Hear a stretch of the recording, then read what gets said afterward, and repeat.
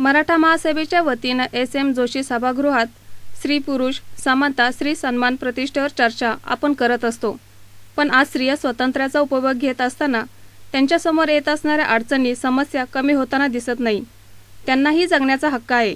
यावर भाष्य असणारे जगजीवन काले यांचे स्त्री संस्कृतीची गुलाम आणि आजच्या युवा पिढीला त्यांचे भवितव्य घडविण्यासाठी दत्ता सोनवणे यांनी लिहिलेले शिवतंत्र व व्यंगचित्र माध्यमातून समाजाचे प्रबोधन करणाऱ्या व्यंगचित्रकार बापू घावरे यांच्या पुस्तकाचे प्रदर्शन ज्येष्ठ समाजवादी विचारवंत भाई वैद्य यांच्या हस्ते करण्यात आला. तसेच संघर्षातून वाट काढून आयुष्यात स्वतः भवितव्याचा विचार न करता ज्यांना मदतीची खरी गरज आहे अशांना आधार देणारे दत्ता सोनवणे या तरुण युवकाला पुरस्कार देण्यात आला.